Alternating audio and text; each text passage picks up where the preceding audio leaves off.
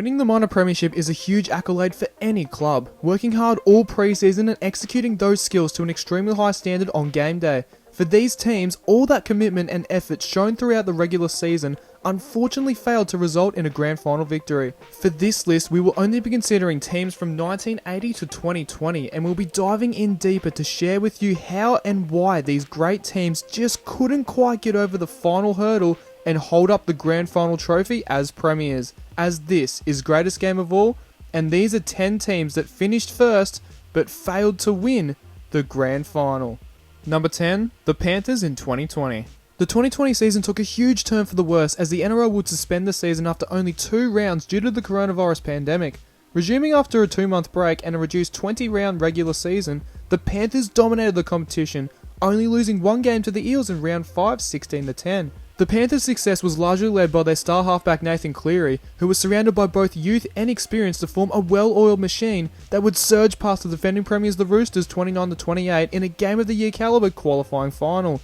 A hard-fought win over the dangerous Rabbitohs would see them reach their first grand final since 2003 against the Melbourne Storm. However, simple errors and poor discipline allowed the much more experienced Storm to jump out to a massive 26-0 lead after 45 minutes. A late comeback wasn't enough for the Panthers to win the big one, as Melbourne held on to win yet another grand final.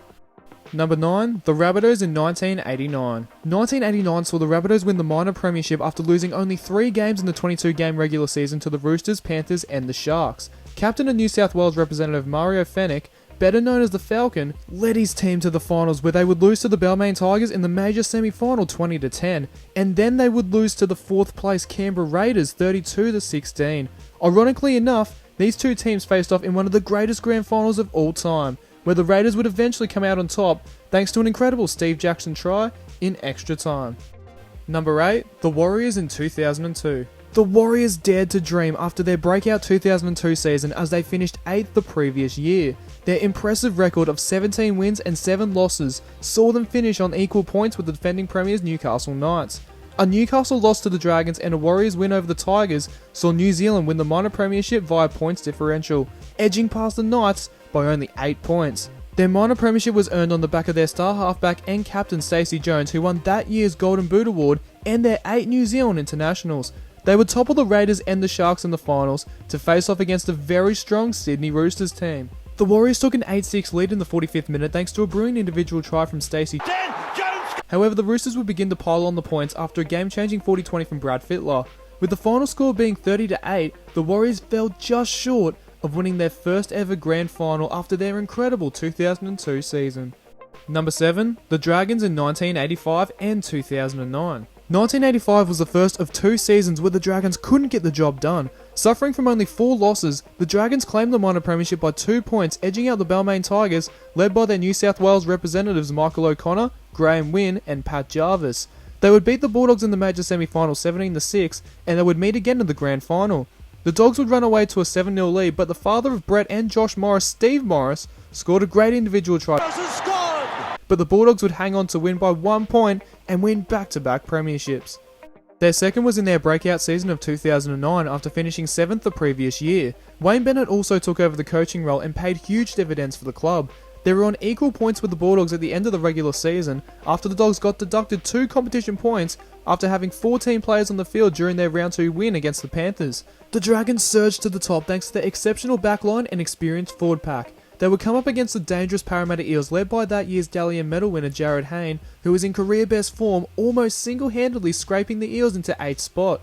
His form would continue into the finals as his Eels beat the Dragons in one of the biggest finals upsets of all time. The Dragons would have to back up for a do-or-die semi-final against the Broncos where they would lose 24-10, which saw them bow out of the competition in straight sets. The grand final that year was the Storm versus the Eels where the Storm won 23-16.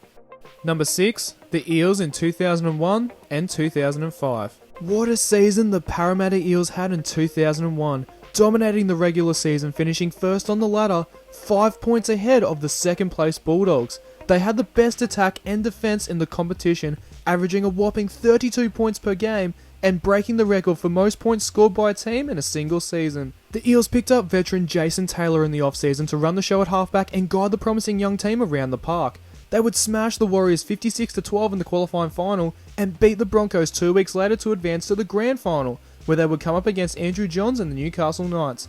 Unfortunately for the Eels, a perfect Newcastle start proved too much to come back and win late in the second half. With the final score at 30-24, the third place Knights pulled off one of the biggest grand final upsets of all time. After not even making the top 8 in 2004, finishing in 12th place, the 2005 season for the Eels was more than an improvement. Claiming the minor premiership by points differential, the Eels finished on 38 competition points alongside the Dragons. The success was an all-round team effort, and the emergence of that year's Rookie of the Year Tim Smith was a huge boost for the club as he racked up a record 40 try assists. There's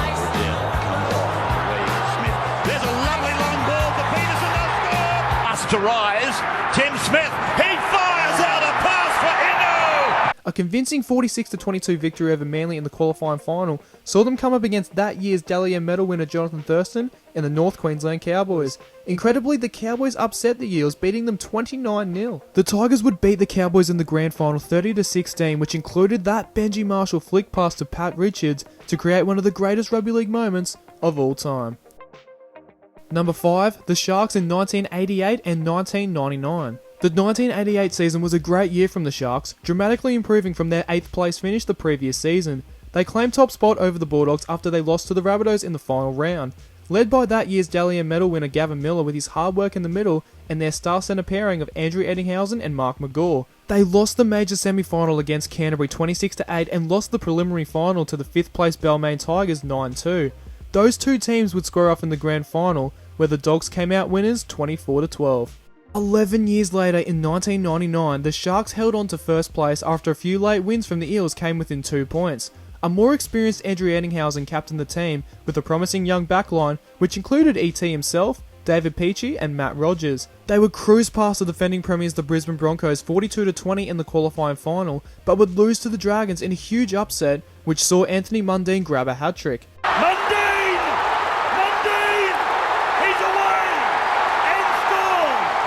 The Dragons would take on the Storm in the grand final in one of the best grand finals of the NRL era, as the Storm were awarded a penalty try in the final 5 minutes of play, which gave them a 20-18 victory. Number 4, the Sea Eagles in 1983, 1995 and 1997. In 1983, the Sea Eagles dominated the regular season, finishing a whopping 8 points clear of the second place Bulldogs. The stacked lineup saw rep players both in the back line and in the forward pack, with players like Graham Eadie, Alan Thompson, Noel Cleal, Paul Fatty Vaughton, and try-scoring machine Phil Blake, who got 27 tries that season. A 19-10 victory over the Eels in the major semi-final saw them go through to the grand final, where they would meet again. This time it was a different story, as the Eels took control of the match from the get-go, winning their third straight premiership 18 points to 6. Under the 20-team ARL competition, Manly would only lose twice on their way to the minor premiership in 1995 after outlasting the Raiders on points differential. They had the best start to a season by any club, winning their first 15 games. With the legendary halves pairing of Cliff Lyons and Jeff Tuvey steering the ship, they sailed on through to the grand final, beating the Sharks 24-20 and the Knights 12-4. They would meet the 6th place Bulldogs, who were led by Terry Lamb and looking to cause a huge upset, and they certainly did, as they would win 17-6. In 1997, Manly were coming off a premiership win in 1996 and also claimed their third straight minor premiership. Edging out the Knights by a comfortable 3 competition points, the players from the 1995 season stayed loyal throughout their 3-year dominance, with Mark Spud Carroll, Terry Hill, and a young Steve Menzies all major contributors to their success. They would beat the Knights in the major qualifying final 27-12 and beat the Roosters on the back of a game-winning field goal from Craig Field. Well, Neville, he's a dummy half. Field is waiting, Field is the man. Field gets the kick in. David Nelson, he puts the hand up. Manly's in front. They will come up against the Knights in one of the greatest grand finals of all time. After holding on to a 16-8 lead with 25 minutes remaining, Manly started to fall apart as Newcastle would come back to tie the game. With 20 seconds on the clock, Andrew Johns went down the blind side to find Darren Albert inside to score the grand final winning try, creating one of the greatest moments in rugby league history. Albert will score. Newcastle have won the grand final. Number 3, the Bulldogs in 1993, 1994 and 2012. Finishing equal first with the Dragons but clinched the top spot via points differential, the 1993 Bulldogs led by Terry Lamb were looking to replicate their form shown in the 80s. They would take on the Dragons in the major semi-final only to go down 27-12. Up next was a very strong Brisbane side who finished 5th on the ladder. Incredibly, the Brisbane boys upset the Dogs 23-16 and they would meet the Dragons in the grand final for the second year in a row. The Broncos would also topple the Dragons in the grand final, winning back-to-back premierships.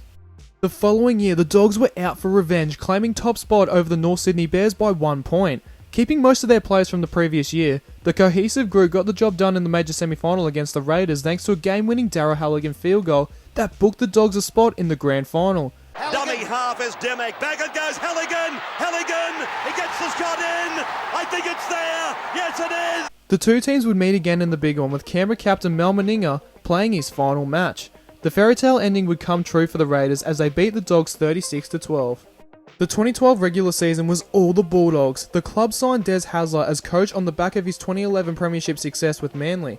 The Dogs cleaned up at the Dally M Awards, with Sam Castellano winning Prop of the Year, Josh Morris winning Centre of the Year, Des Hasler winning Coach of the Year, and Ben Barber winning the Dally M Medal Award after having one of the best individual seasons we've ever seen. They would claim top spot 2 points ahead of the star-studded Melbourne Storm. Defending premiers Manly were first on the Dogs list, and they took care of business winning 16-10. The young and upcoming Rabbitohs were next, and they breezed through to the grand final with a comfortable 32-8 victory. The Dogs would take on the Storm in the grand final with high hopes. The game was very intense, with the Storm defence a major factor in holding on for a 14-4 win after a scoreless second half. Number 2, the Storm in 2006, 2008, 2011, 2016 and 2019. The Storm began their NRL dominance in 2006, but it was also the beginning of the salary cap scandal, where the minor premierships and premierships were stripped from 2006 to 2009, with the news breaking midway through the 2010 season. Nevertheless, they finished 8 points clear of the Bulldogs on the ladder, with their success largely built on the breakout year of Cameron Smith, who won that year's Dally M medal.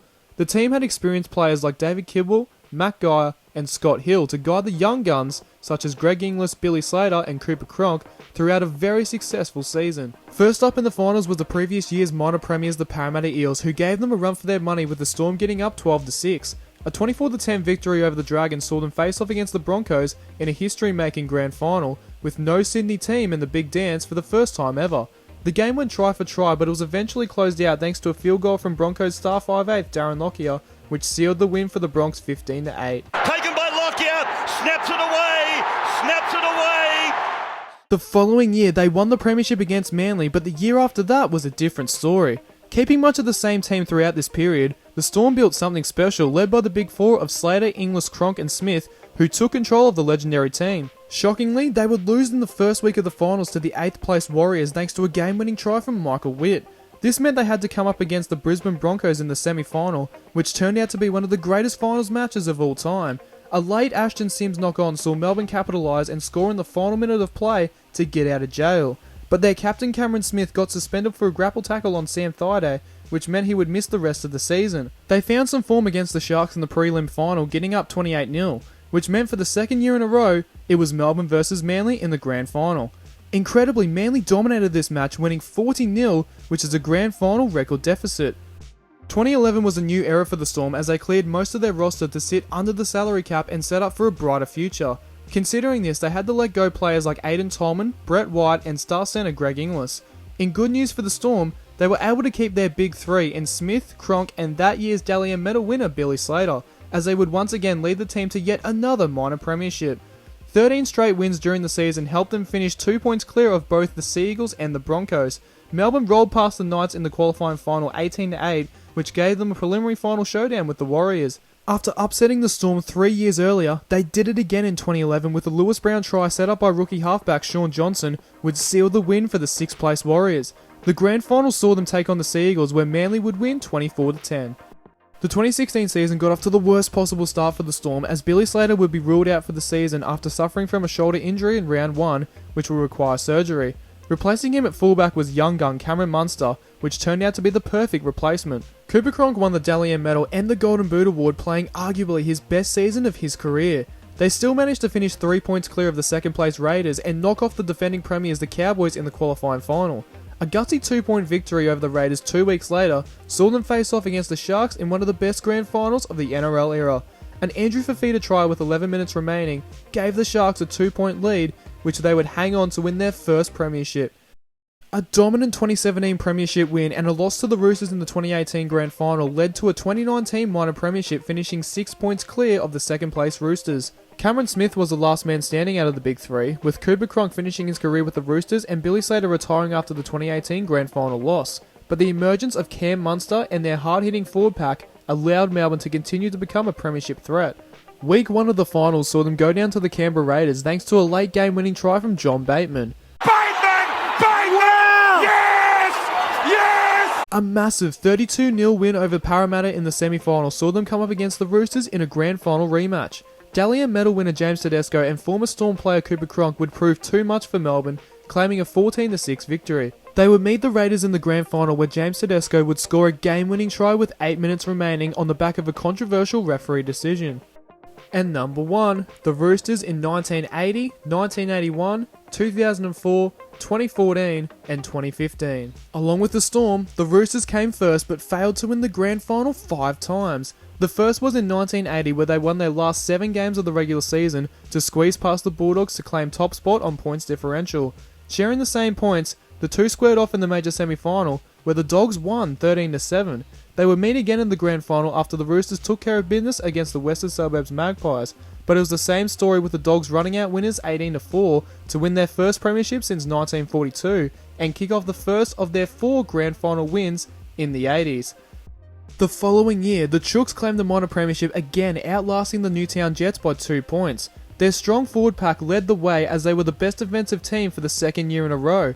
Unfortunately for the Roosters, they were knocked out of the competition in straight sets, losing to the star-studded Eels side 12-8 and the Newtown Jets in the prelim final 15-5. The two would face off in the grand final with the Eels beginning their dominance throughout the 80s by winning their first grand final. 2002 was a premiership win, 2003 was a grand final loss to the Panthers, which leads us to 2004. It was the end of an era for the Roosters with Brad Fittler announcing his retirement at the season's end. The club legend had one more brilliant season in him, leading the Roosters to the minor premiership, edging out the Bulldogs by points differential. A 28-12 win over the Raiders saw them come up against an in-form Cowboys side who finished in 7th place and beat the 2nd place Bulldogs and the 3rd place Broncos to reach the preliminary final. The Roosters would hold on to win a thrilling match 19-16, which meant they would take on the Bulldogs in the grand final. The Chooks took a 13-6 lead at half-time, but the Dogs scored 2 second-half tries to take the lead.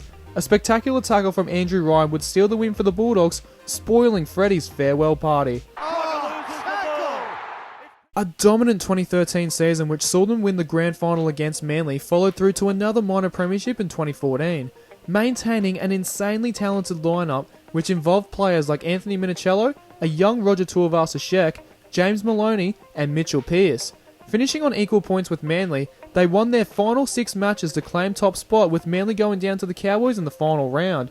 A young Penrith side shocked them in the qualifying final thanks to a Jamie Soward field goal in the final 10 seconds of play. The kick from Soward!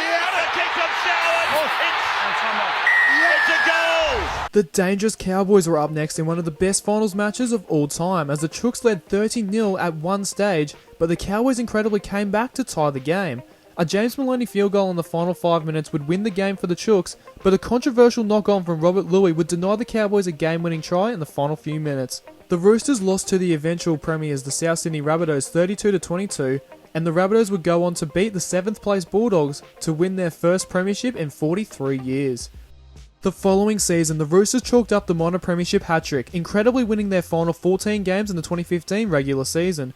Both the Broncos and the Cowboys fell 2 points short of the Tricolours, which meant the qualifying final showdown against the Storm was on the cards. Melbourne would win the match 20-18, breaking the winning streak, and the Roosters would have to play the Bulldogs a week later, where they would win 38-12. A horror preliminary final for the Chooks saw the Broncos blow past them 31-12 after they got off to the worst possible start, thanks to a brain snap from Sean Kenny-Dow. The grand final, however, ended up being one of the greatest grand finals of all time as the Broncos took on the Cowboys. We all know how the story goes. Cole Felt scores on the siren, JT misses the game-winning goal, Ben Hunt knocks on from the kickoff, and JT kicks the grand final winning field goal. So, what did you think of our list? Let us know your thoughts in the comments below, chuck us a like on Facebook and this video, follow us on Instagram and subscribe to our channel for more Rugby League Countdowns.